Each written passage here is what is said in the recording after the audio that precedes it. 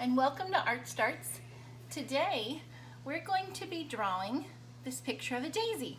Now, I've printed it in black and white just to help me see the grayscale, since I'll be drawing in pencil anyway and I won't be using any color, although this would be a beautiful picture if you had colored pencils or paints to paint this center yellow. The petals would be white, but this would be yellow. But today we're just using pencil, so I've just left it in gray. Okay, as I look at this picture, I'm going to start by looking for shapes. So what is the first shape you see when you look at this daisy? It's probably the first shape I see. Is it this circle in the center? Okay, outline this with my red pencil so you can see it. It's got this nice circle in the center, doesn't it? So daisies have a very round center. So let's start by drawing a circle on our paper. I'm going to try to make it as round as I can, but you know, drawing circles is tricky and it just takes practice. So if your circle doesn't look round enough to start, just give it another try. You can erase some of the lines or just try again. And if you notice, I'm not just doing one solid line. I'm sort of letting my pencil go along the paper till I get it round as I want it to be. And that's okay. You don't have to do all solid lines, but you could. And also, your daisy doesn't have to be in the center of the paper. You could draw it in a corner, because maybe you want to draw a whole bouquet of daisies. So you might draw one down here, one there, one there. Draw a lot more circles to mark where your centers will be. Okay, but I'm going to do this one right there. And now, looking at the petals, I'm going to study this daisy for a minute and see just how it's constructed, because while it would be easy just to go around and go, you know, bump, bump, bump for petals like that, I want it to look like a daisy. So I'm going to sort of study this one a little more closely. Okay. So the petals are actually very long, aren't they? They are long. Whoop, I'll switch pencils. Sorry about that. I meant to do it in this pencil so you could see it. They're long and thin. And when they hit the circle, they don't come together, do they? They're a little bit separated there when they hit the circle. So it's long and thin, like a long thin oval. It's curved on the end, but it hits the circle and it's got that space in between. This petal's a little bent. I could make a bent petal if I wanted to, because in nature, things aren't perfect, are they? Things aren't always exact. And that's a wonderful thing about drawing natural things like flowers or trees, or even animals. So there, I have that space there. This one's a little bent too, isn't it? Little space there, and this one, there's a little space there. Now most of them, these are sort of close together here, but if you look, I'm drawing the front row of petals and most of them do not touch. Even these that are close together, they have a little bit of space between them. This looks like a back row petal, another back row petal. There we go. So you can see there is still space between the petals. These have a lot of space, and there's two little petals in the next row peeking up behind. These are fairly close and they touch at the bottom, but again, there's space there where the petal touches the circle. And as I'm drawing these, you can be drawing the petals on your picture. And if I'm going a little fast, actually I'm not even drawing these, I'm just outlining them. But if it goes a little fast, just pause the video until I catch up. Okay, so these are in the back side. Well, this one's sort of in the front here, isn't it? This has more than one row of petals, doesn't it? More than just these hump, hump, hump petals. So now I'm going to draw it on here, and you can draw along with me. I'm making them long and thin, rounded on the end, and not touching when it comes back to the circle. And I don't want them really to touch each other either. I mean, if they do, it's okay, because some of the petals do. but generally they don't touch each other. And to make this easier to draw, I'm going to turn my paper as I go.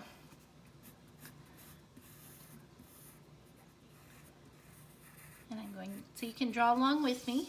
I'm just going to keep going, leaving space in between the petals, making them long and thin, and leaving space where they touch the circle, the center of the daisy.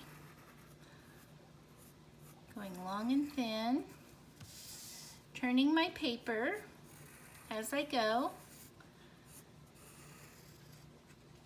And they're not all going to be the same size, and they won't all be the exact same length. We want them to be close in size and length, but they're not going to be just the same because it is nature. And then nature, most things, there are a few things that are symmetrical, like butterfly wings, but most things in nature are not exact, and they're not perfect, and that's what makes them beautiful. They are beautifully imperfect. So I'm going to keep going around. That one's fatter than that one, but that's okay. It's a daisy. Keep turning. How are your petals coming? You making them long and thin? Don't connect them at the circle. Leave a little bit of space and leave a little bit of space between your petals. And if you end up with too much space, or it's not really too much, it's more space here than I have between some of the others, that's okay too. We're gonna fill it in with the next row of petals. So, you have your daisy there with the petals. Now I'm gonna look at this next row. So these are peeking out from behind the first ones. So this one has enough room to have a whole side, so it comes out from behind. So up, that's my tip, and I curve down. This one's peeking out from behind that one, and now they're touching. Now our petals are starting to touch. This one, there's not much space, so it's barely peeking out between them. This one's peeking out here. Then we actually have another one behind that one. This one, there's a lot of space between these petals, so you see a lot more of that second row petal. This one, there's not much, so you just see a little bit. This one, you can only see the top and side. We missed that whole second side. This one, there's a lot of room. That's almost a front row petal, except it comes off of the side of that one. A lot of room for this guy, and we even have enough room to throw a little third row petal back there. This one, right between the two, has a lot of room.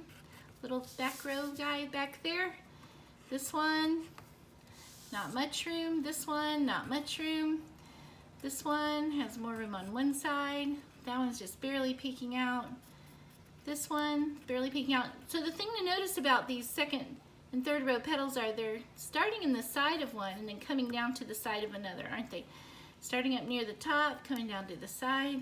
If there's enough room for the end, it's going to go up and down. That one is, oh look, that one just has hardly any room. And there it is. So now we're going to add our second, and we can even throw on some third row petals if we want.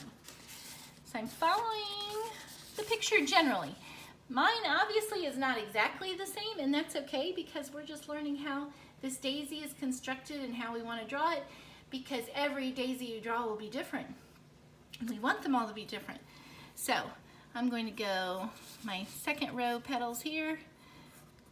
So that one, I go up and down, but I can go up and then down this one and maybe throw another one in there. Look at that. This one, there's not too much space.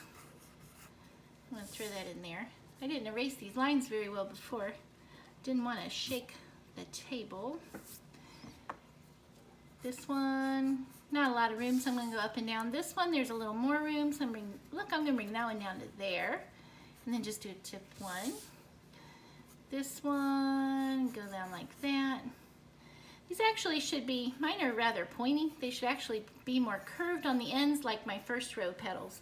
If we look at the petals on here, they are all curved on the ends. Mine were getting a little pointy. But that's okay, because that's what drawing's about. It's about looking and seeing and noticing things That's why we use reference pictures or reference objects if you're drawing something in your house, because it helps you learn to see. It helps train your eyes to see, hey, these aren't all pointy on the end.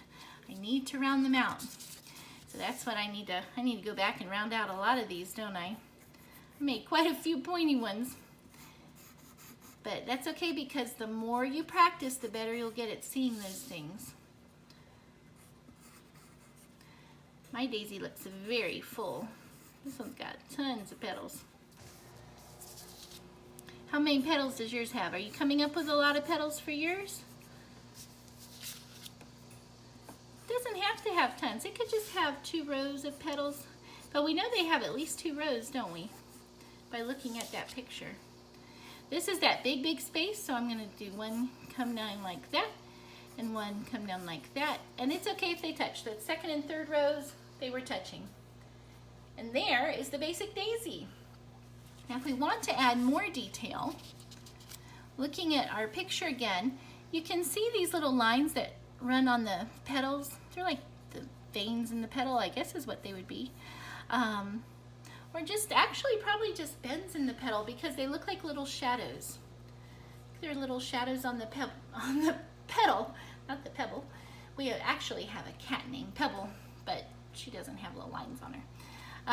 So we can add those little lines if you would like to add more detail to your flower.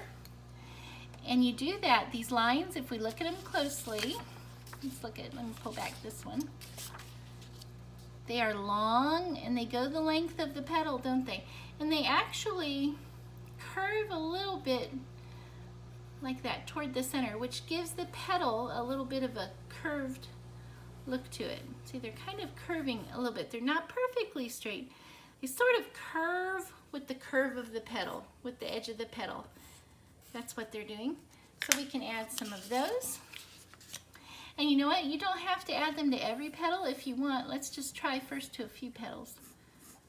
And I want to make them light. I'm going to draw them lightly because I don't want them to take away from my daisy itself.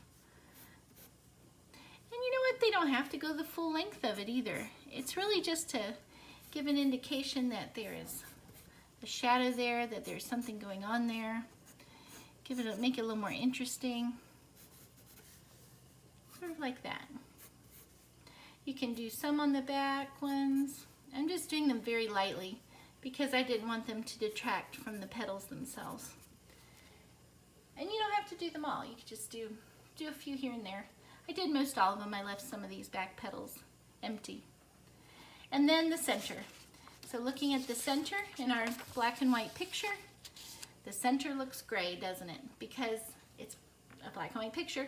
It's not yellow, although if you have some yellow paint or a yellow crayon or pastel or maybe a colored pencil, you could very easily color that yellow and just make the whole picture just pop.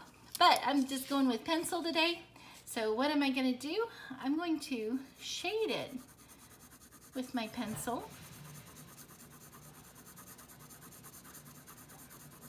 This is a 2B, what I'm using.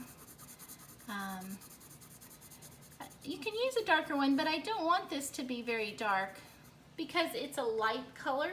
That's why it appears as light gray on our printout. So I'm not going to go very dark with it. And then just to smooth it out, I'm going to take my finger, kind of rub over it. This is graphite, is what is in the pencil, and I'm just smoothing out the graphite. It sort of smooths out the center. And there is our daisy. Good job.